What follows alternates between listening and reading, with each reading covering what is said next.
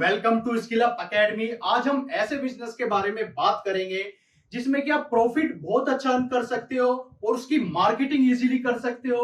उसकी मार्केटिंग में ना आपको ज्यादा एफर्ट लगाने की जरूरत नहीं है। इजीली आप उस प्रोडक्ट को सेल कर सकते हो अपने लोकल एरिया में और अपने एरिया से बाहर भी आप इजीली इस प्रोडक्ट को सेल कर सकते हो। बात करते हैं उस बिजनेस के बारे में। ऐसा वो कौन सा बिजनेस है जिसे हम इजीली सेल कर सकते हैं और ज्यादा प्रॉफिट कमा सकते हैं उस बिजनेस से।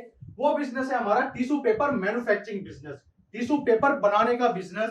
देखिए, टिश्यू पेपर एक ऐसा प्रोडक्ट है जिसे आप इजीली सेल कर सकते हो। और आपने देखा होगा टिश्यू पेपर ना एक ऐसा प्रोडक्ट है जो एक रेस्टोरेंट, लग्जरी रेस्टोरेंट्स में या एक स्टॉल पे या एक रोड साइड जो स्टॉल होती है ना, वहां पे भी टिश्यू पेपर चलता है। तो इससे पता चलता है यार, ये प्रोडक्ट की डिमांड हाई लेवल से लेके लो लेवल तक इस प्रोडक्ट की डिमांड है मार्केट में। तो ऐसा क्या है इस बिजनेस में, किस तरीके से हम इस बिजनेस को कर सकते हैं, इस वीडियो में पूरी कंप्लीट बात करेंगे। तो बात करते हैं अब इस बिजनेस के बारे में। देखिए, टिश्यू पेपर बनाने के बिजनेस के लिए आपको कितने एरिया की रिक्वायरमेंट पड़ेगी, कितनी जगह की आपको रिक्वायरमेंट पड़ेगी।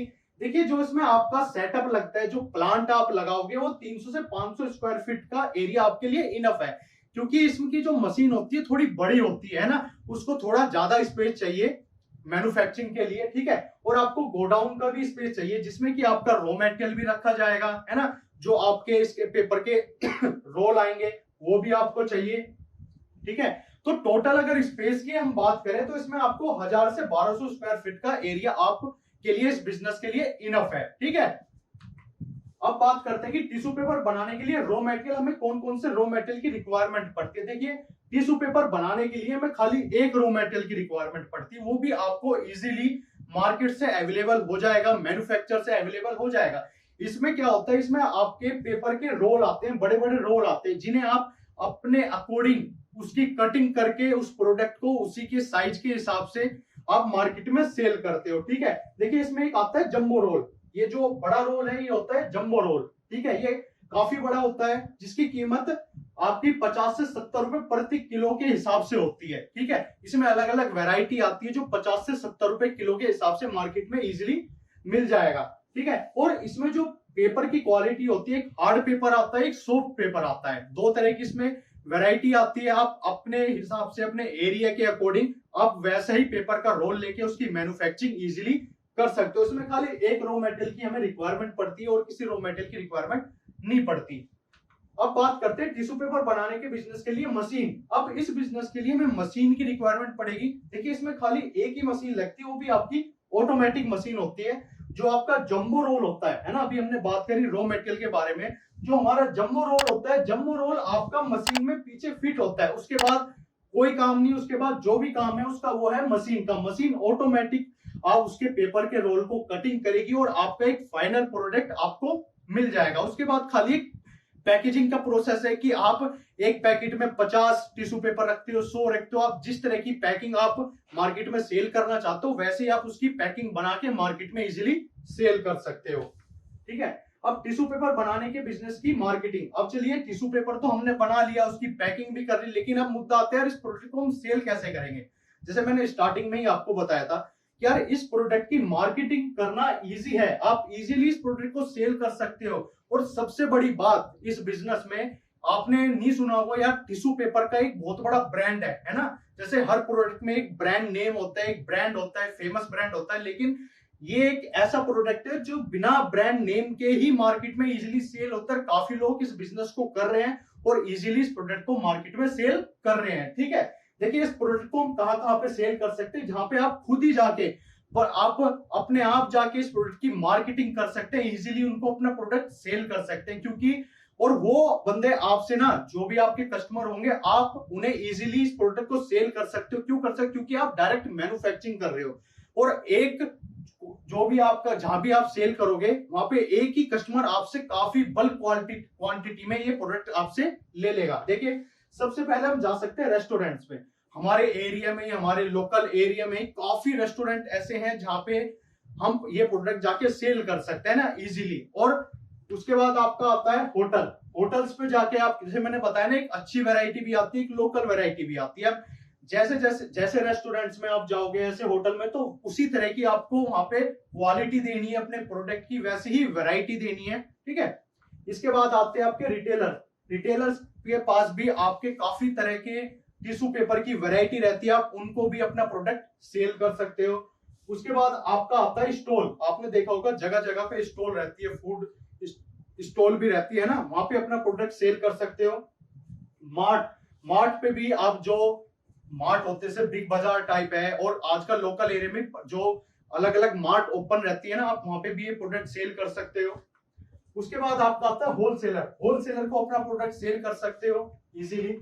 उसके बाद आता है फूड कार्ट। हमारे पूरे देश में आप देखोगे तो जगह जगह काफी, हमारे एक लोकल एरिया में ही, हमारे एक जो जहां पे हम रहते हैं वहीं पे आप अगर सर्च करो तो बहुत सी फूड कार्ट ऐसी है, बहुत ज्यादा, जो हर कोई आप टिश्यू पेपर का प्रोडक्ट रखता ही रखता है। आप वहां पे उनको सेल कर सकते हो अपना प्रोडक्ट जाके, ठीक है। आप बैंक्वेट हॉल में जाके इस प्रोडक्ट को सेल कर सकते हो, ठीक है। ठीक है, जैसे मैंने बताया कि देखो, आप जैसी आप रेस्टोरेंट्स में जा रहे हो, बड़े अच्छे होटल पे जा रहे हो, तो आप वहां पे वैसा ही प्रोडक्ट लेके जाओगे, है ना। आप एक फूड कार्ट्स पे जा रहे हो, रिटेलर्स पे जा रहे हो, या मार्ट्स पे जा रहे हो, आप वहां के आप जैसी जगह पे आप जाओगे वैसा ही प्रोडक्ट आपको मैन्युफैक्चरिंग करके उन कस्टमर को आपको देना है। और आप इनके साथ एक बार जुड़ गए ना, तो उसके साथ आप हमेशा के लिए इनके साथ जुड़ जाओगे। आप अच्छी वैरायटी इनको प्रोवाइड करते रहना टाइम टू टाइम, और अच्छे रेट में अगर आप इनको प्रोडक्ट सेल करोगे तो इजीली आपके कस्टमर बन जाएंगे, और आपका बिजनेस इजीली 1-2 महीने में रन करने लगेगा।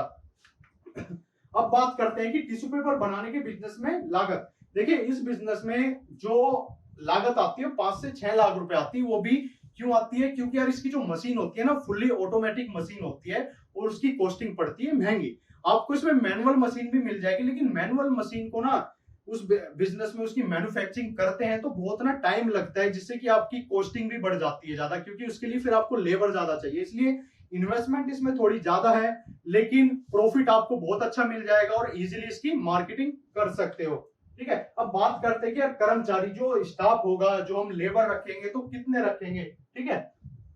देखिए, इसमें आपको 2 से 3 कर्मचारी की आवश्यकता होगी, ठीक है। 2 से 3 जो आपकी मशीन ऑपरेट करेंगे, जो रोल लगाएंगे, फिर उसके बाद पैकिंग होगी, और एक कर्मचारी रख सकते हैं इसमें, ठीक है। एक हेल्पर रख सकते हैं जो आपका पैकिंग के बाद आपके गोडाउन तक आपका माल पहुंचाएगा, जो आगे रिटेलर्स को भी हेल्प करेगा माल पहुंचाने में, है ना। तो आपको 3 से 4 बंदे इस बिजनेस में चाहिए। स्टार्टिंग में आपको 3 से 4 नहीं रखने, स्टार्टिंग में आप कम से कम 2 पर्सन आपको रखने पड़ेंगे, क्योंकि आपको बिजनेस रन कर रहा है, ठीक है। अब टिश्यू पेपर बनाने के बिजनेस में प्रॉफिट। देखिए, इस बिजनेस में हम कितना प्रॉफिट अर्न कर सकते हैं, अब ये बात करते हैं। क्योंकि अब सारी बात तो हमने कर ली, इसमें प्रॉफिट भी हमको कमाना है, क्योंकि प्रॉफिट जब तक नहीं आएगा, जब तक बिजनेस हम रन ही नहीं कर पाएंगे, ठीक है।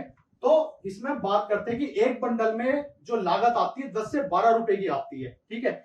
जो हम एक पैकेट तैयार करते हैं 50-100 रुपए, ठीक है, 50 पैकिंग का, 100 का, है ना, उसमें 10 से 12 रुपए की हमारी कॉस्टिंग आती है। जिससे कि हम होलसेल में अगर सेल करते हैं 14 से 16 रुपए में, आप होलसेल में इसको सेल कर सकते हो। कि मतलब आप अगर 10 रुपए का बना रहे हो तो 10 रुपए पे आप 2-3 रुपए इजीली एक पैकेट पे अर्न कर सकते हो, ठीक है। ये बात हुई होलसेलर की। अगर आप इसे रिटेलर्स पे सेल करते हो, रिटेलर का मींस कि आप इसे, जैसे मैंने बताया, आप डायरेक्ट इसको सेल कर रहे हो फूड कार्ट्स पे, स्टॉल्स पे, रेस्टोरेंट्स पे, मार्ट पे डायरेक्ट, क्योंकि आप डायरेक्ट मैन्युफैक्चर हो। मैन्युफैक्चर आप डायरेक्ट आप कस्टमर को प्रोडक्ट प्रोवाइड कर रहे हो, ठीक है, जो कि एक होलसेलर से, एक रिटेलर से लेके आ रहा है। अगर आप डायरेक्ट जहां पे इसकी रिक्वायरमेंट है, जैसे स्टॉल्स पे चले गए, फूड कार्ट पे चले गए, है ना, आप डायरेक्ट जाओगे तो आपको मार्जिन ज्यादा अच्छा मिल जाएगा, और वो जो उनको प्रोडक्ट महंगा मिलता है, आप उनको 1-2 रुपए सस्ता दे सकते हो, और 1-2 रुपए अपने बढ़ा सकते हो, ठीक है। इसका मतलब कि उनका भी फायदा हो जाएगा और आपका भी फायदा हो जाएगा, इजीली आपसे वो प्रोडक्ट परचेज कर लेगा, ठीक है। तो इसमें रिटेल में आप 16 से 18 रुपए इजीली सेल, मतलब प्रॉफिट आपको मिल जाएगा। अब कि एक बंडल पेपर नैपकिन में 100 पीस होते हैं, एक बंडल में 4 से 5 रुपए का प्रॉफिट आपको मिल जाता है। जैसे मैंने बताया कि एक बंडल में 100 पीस होते हैं, और आपको 4 से 5 रुपए इजीली आप एक बंडल पे प्रॉफिट अर्न कर सकते हो। देखो, होलसेलर पे जाओगे तो आप 2 रुपए, ठीक है, 2 से 2.5 रुपए कमा पाओगे, लेकिन आप डायरेक्ट अपना प्रोडक्ट सेल कर रहे हो तो उस पे आप 4 से 5 रुपए इजीली कमा सकते हो, ठीक है। इस बिजनेस के बारे में मैंने आपको प्रॉपर चीजें बताती हैं, किस तरीके से आप इसकी मैन्युफैक्चरिंग कर सकते हो, किस तरीके से आपको प्रोडक्ट सेल करना है, ठीक है।